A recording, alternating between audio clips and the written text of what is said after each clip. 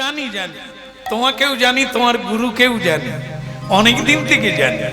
তা তুমি আমাদের দরজায় এসে দাঁড়িয়ে আছো, এত বৃষ্টিতে ভিজছো, এসো এসো, আমি আসছি।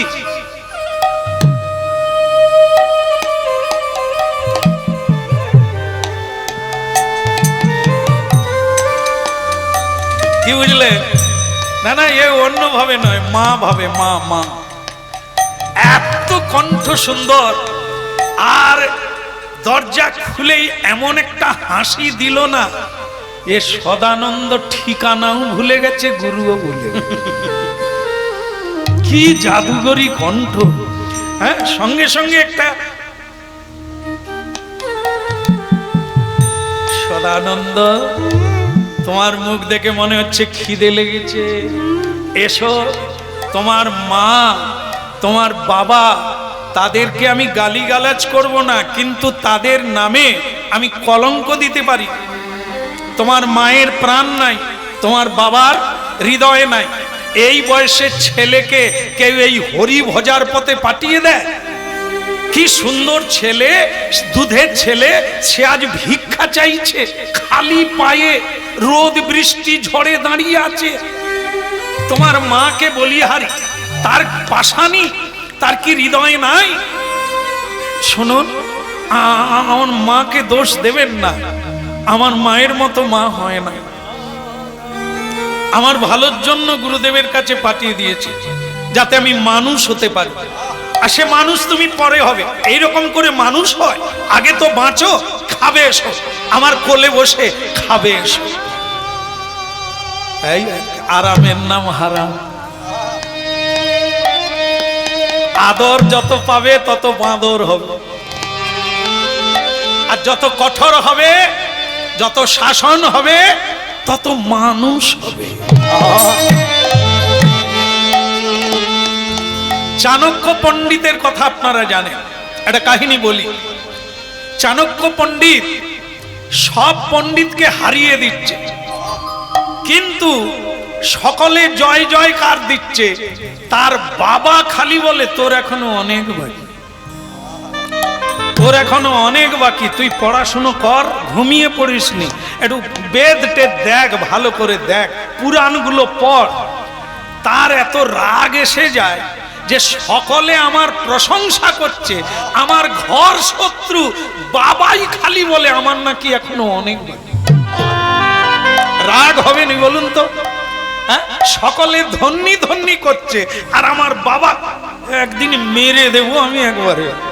মানে খুন করে দিলে, এই একটা লোককেই খুন করে দিলে আর আমার শত্রু বলে কেউ থাকবে না। তা মাকে বলছে, মা তুমি দেখবে, মা একদিন আমি বাবাকে কিন্তু রেগে খুন করে দেবো।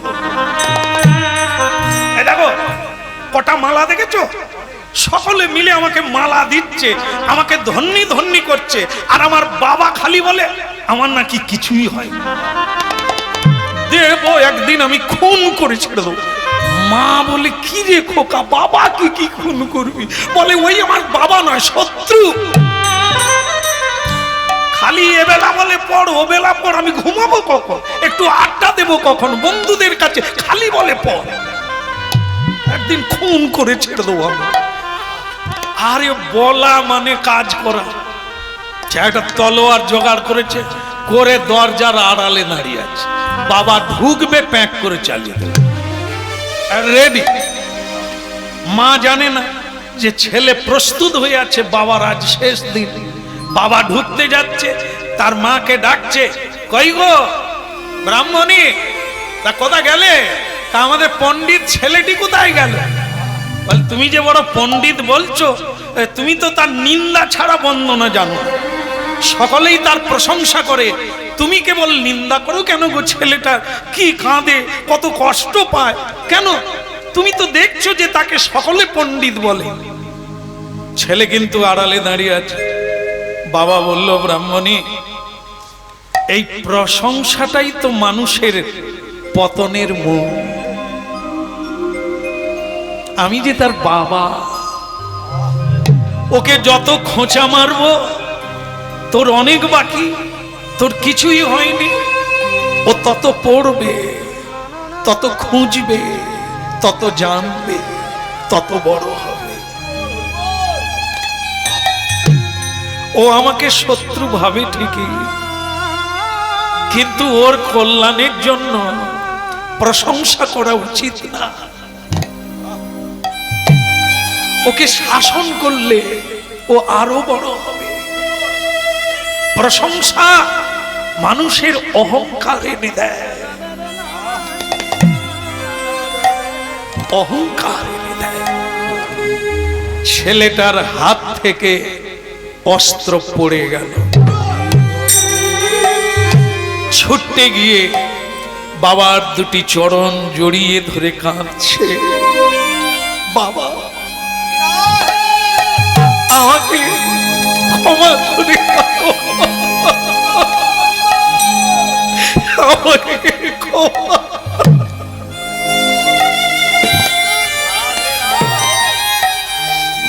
আজকে আমার চোখ ফুটে গেল পিতা, সকলেই আমার ক্ষতি চায়, একমাত্র তুমি আমার মঙ্গল চাও।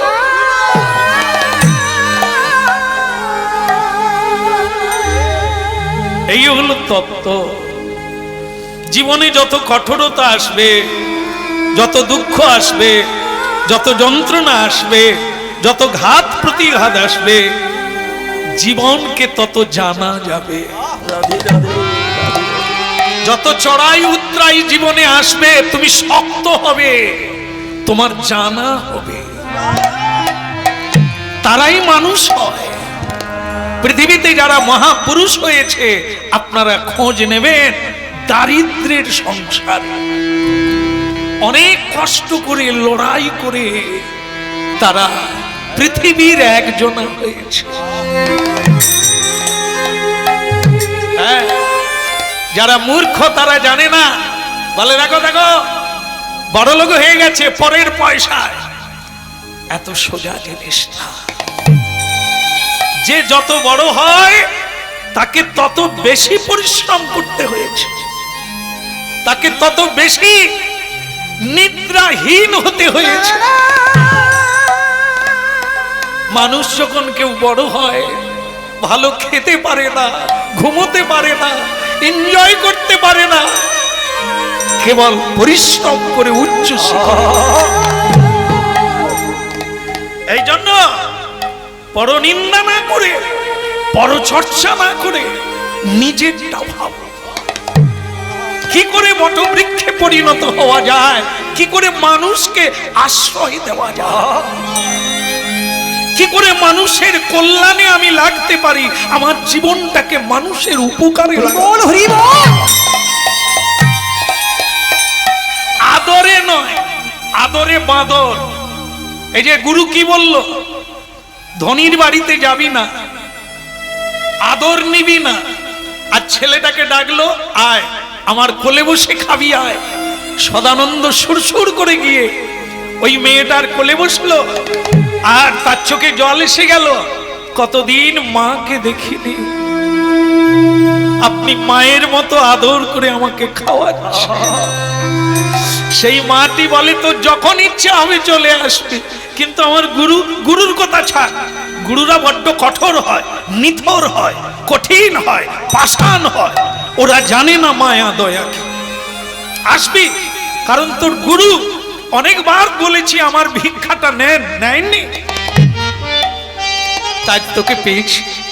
এই ঝড় বৃষ্টির রাতে তুই কোথায় যাবি, আমি তোকে ভিক্ষা দিয়ে দেব, ঝুলি ভরে দেব, তোকে আর কোথাও যেতে হবে না। যা, দিল দিল, একবারে ঝুলি ভরে দিয়ে দিল। ছেলেটা কি খুশি হয়ে বলল, মা আসি তাহলে, আবার আসবি। কিন্তু ভক্তমণ্ডলী মায়েরা, যেটা হওয়ার হয়েই গেল। গুরু গৃহে গেল।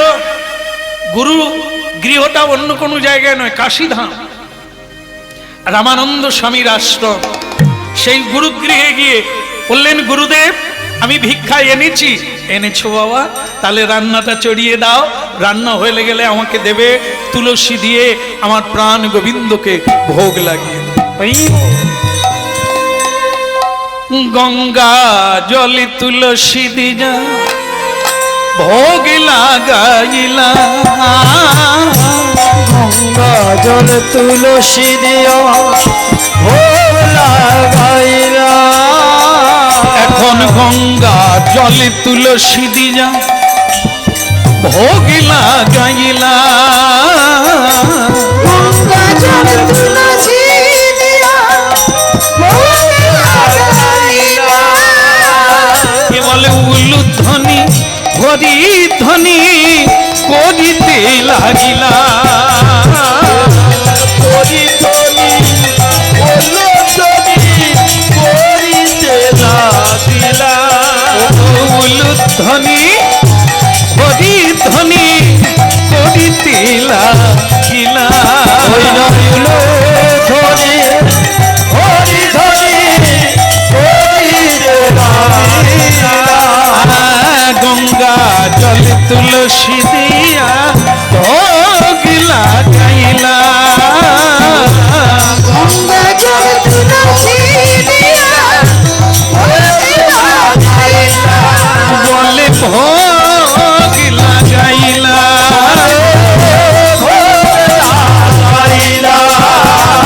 বল উলুধ্বনি হরি ধ্বনি করিতে হরি ধ্বনি করিতে লাগিলা। উলুধ্বনি হরি ধ্বনি করিতে লাগিলা,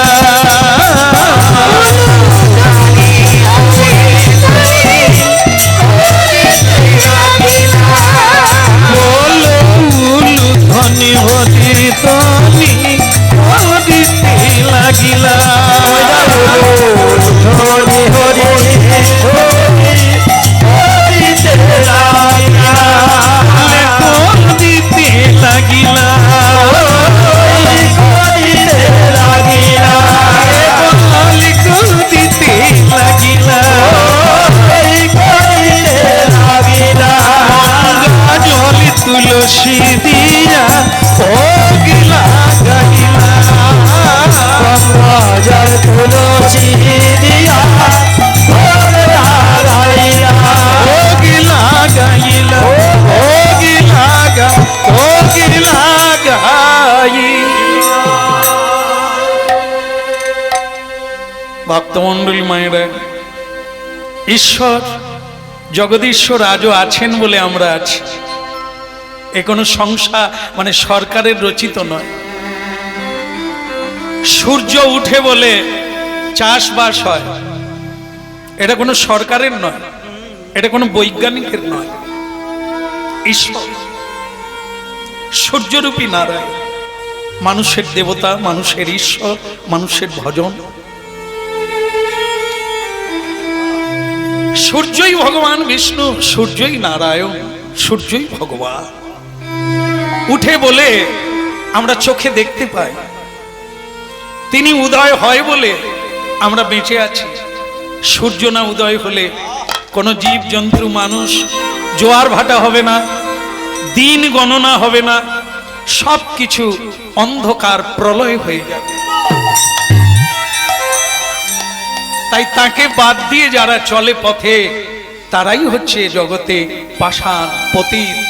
হ্যাঁ, তাই ভক্তমণ্ডলী মায়েরা, এই যে একটা বড় ভুল হয়ে গেছে না, ভগবান আর ভোগ খেলেন না। মানে উনি স্বয়ং ভগবান রামানন্দ স্বামী যখন ভোগ লাগায়, উনি তখন হাত বের করেন, হাত বের করে সেবা নেন। হ্যাঁ, কিন্তু আজকে অনেক কীর্তন গাইল, কিন্তু ভোগ আর আজকে খেলেন না। রামানন্দ স্বামী দুটো অপরাধ খুঁজে পেলেন। এক, দ্রব্য দোষ, মানে যে বস্তু রান্না করা হয়েছে তাতে দোষ আছে। দ্বিতীয় হচ্ছে যে ভোগ লাগাচ্ছে তার দোষ। কোন দোষে প্রভু আজ সেবা নিলেন না?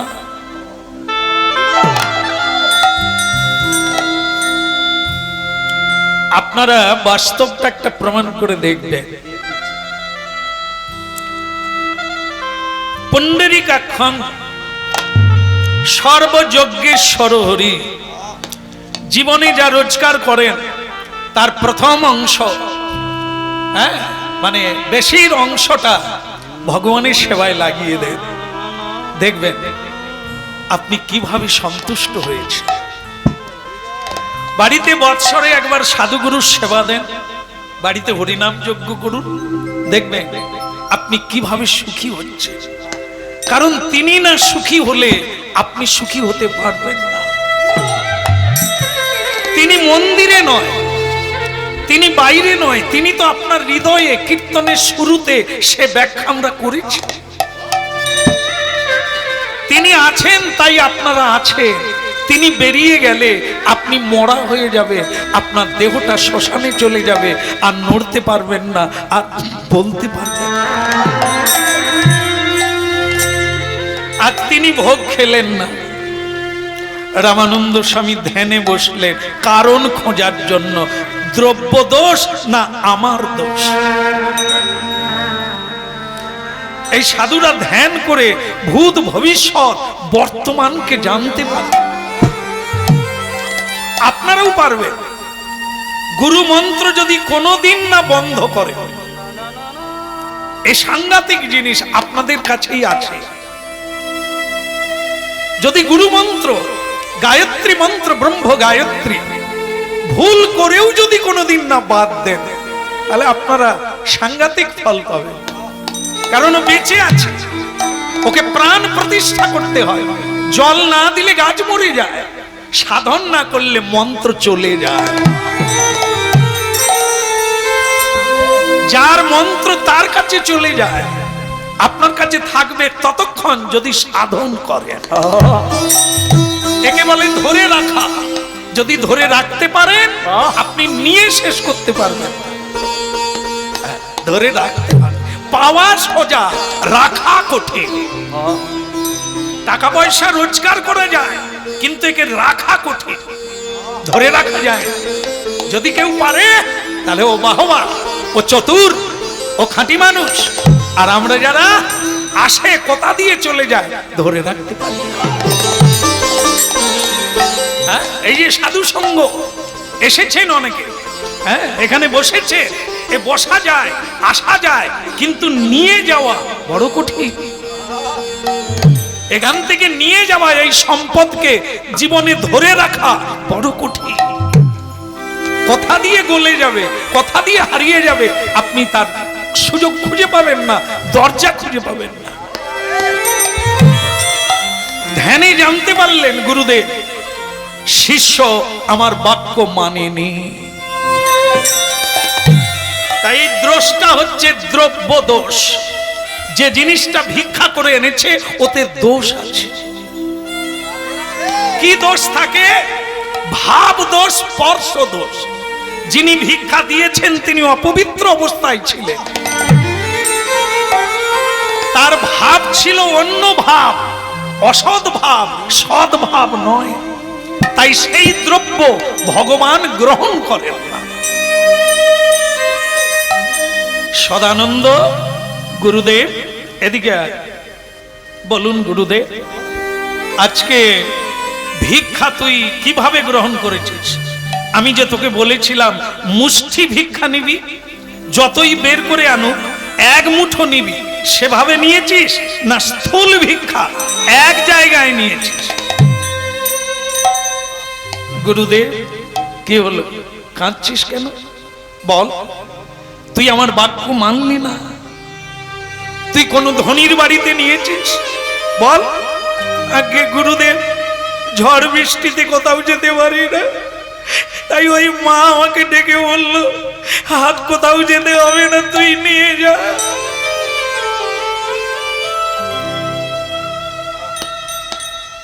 একদিন দেখা হলো তোর মা হয়ে গেল, আর তোর নিজের গর্ভধারিণী মা, যে তা মা ডাক শোনা বাদ দিয়ে, আদর স্পর্শ বাদ দিয়ে তোকে গুরুগৃহে পাঠিয়ে দিল, সে মা মা নয়।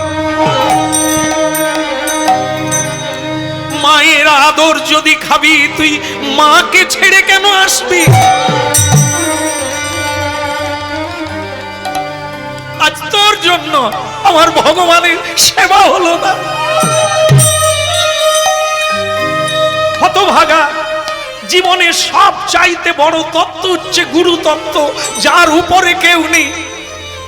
সেই গুরু আদেশকে লঙ্ঘন করে সে মা বলল, তুই তার কোলে বসে খেয়ে নিলি। তুই নিজে খেয়ে তারপরে এক জায়গায় ভিক্ষা নিয়ে চলে এলি। হতভাগা, তাহলে আজ এক জায়গায় যদি পাওয়া যায়, আমি তোকে নিষেধ করেছিলাম কেন?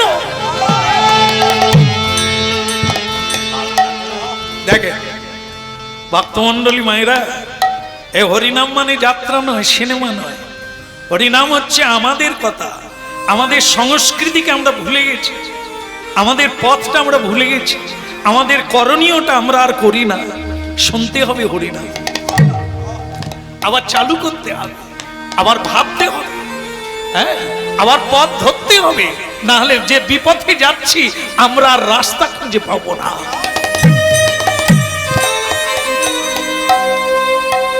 পড়িল চরণ তলে সদানন্দ, পড়িল চরণ তলে সদানন্দ পড়িল চরণ তলে, সদানন্দ পড়িল চরণ তলে, পড়িল চরণ তলে, পড়িল চরণ তলে, পড়িল চরণ তলে, সদানন্দ পড়িল চরণ তলে। আমাদের কৃপা কর বলে পড়িল চরণ তলে। আমারি কৃপা কর বলে পড়িল চরণ তলে। ছাড়, দূর হয়ে যা, স্পর্শ করবি না। তোর সেবা গ্রহণ করার জন্য কোন গুরু শিষ্যের সেবা গ্রহণের জন্য গুরু হয় না। গুরু পথ দেখায়, গুরু নিয়ম বলে, গুরুদেব শিক্ষা দান করে। গুরুর পদ সেবা করার জন্য, রান্না করে খাওয়ানোর জন্য শিষ্যের দরকার নেই। তোর জন্য আজ আমার গোবিন্দ সেবা পেল না। যা, দণ্ড হওয়া উচিত। এই একটা জায়গা, ভারতীয় দণ্ডবিধান, অন্যায় করলে এখনো ফাঁসি হয়, মৃত্যুদণ্ড হয়। অন্যায় করলে জেল হয়, হ্যাঁ, দণ্ড হয়। হয় বলেই এখনো মানুষ মানুষ আছে, না হলে অন্যায়ের সীমা থাকতো না। যত দণ্ডটা কঠিন হবে, কঠোর হবে, শাসন হবে, তত মানুষ ঠিক জায়গায় থাকবে, ন্যায় পথে থাকবে, অন্যায় করতে ভয় পাবে। হ্যাঁ, মায়েরা রাস্তায় বেরোতে পারে না, দুর্যোধন দুঃশাসনেরা কাপড় টান। 5000 বৎসর আগেও হয়েছিল, আজও হচ্ছে। আজকে যারা কাপড় টানছে, আমার মায়েদের নির্যাতন করছে, অন্যায় করছে, তাদেরও ফাঁসি হচ্ছে। হ্যাঁ, খবরের কাগজ নিউজগুলো লক্ষ্য রাখুন, ভয়ঙ্কর জিনিস। আজও ন্যায় বিচার হচ্ছে, হচ্ছে বলেই মানুষ পথে আছে, দরকার আছে। ছেড়ে দিলে আরো অন্যায়ের পথ বেড়ে যাবে, স্বেচ্ছাচারিতা বেড়ে যাবে। তাই ভক্তমন্ডলী মায়েরা, এ গুরু রামানন্দ স্বামী কঠোর হয়ে গেলে এ আদর করা যাবে না। আদর করলে ওর জীবনটা নষ্ট হবে, আগামী দিনে কেউ সঠিক পথে থাকবে না। তাই কি করলেন? অভিশাপ, পদচ্যুত। পদচ্যুত মানে কি? এই যে দেখেন না, ভগবান আমাদের যখন ওই যে আজকে রাজা কাল আর যিনি মসনদে বসে আছেন কাল থাকবেন কিনা সন্দেহ আছে। আবার কালকে যিনি বসবেন পরশুদিন তিনি থাকবেন কিনা সন্দেহ আছে। এটা কে করেন? স্বয়ং বিধাতা করেন। যদি সঠিক পথে চলো, ভিখারি হয়ে চলো, তোমাকে তুলে নিয়ে রাজা বানিয়ে দেবে। আর যদি অন্যায় করো, রাজ সিংহাসন থেকে টেনে নামিয়ে দেবে। ও কাজ তিনি করছে, তুমি আমি নয়। তুমি শুধু তোমার কর্মটা করো, ঠিক জায়গায় থাকবে। তাই পদচ্যুত করতে হবে। অভিশাপ দিলাম, হতভাগা যা নিজ কুলে গিয়ে জন্ম নে। বুঝবি এই জায়গাটার মূল্য কত, গুরুচরণার বৃন্দ সেবা করার কত মূল্য, সাধু সঙ্গের কত মূল্য, নিজ কুলে গিয়ে অনুভব কর। মানুষ যেমন দাঁত থাকতে দাঁতের মর্ম বোঝে না, জীবন থাকতে জীবনের মানে জানে না, হারিয়ে গেলে বোঝে। তাই ঠিক সেরকম তোর জানা দরকার গুরু কি জিনিস, এখান থেকে কি পাওয়া যায় তোর জানা হলো না। যা তুই মুচির বাড়িতে জন্ম নে।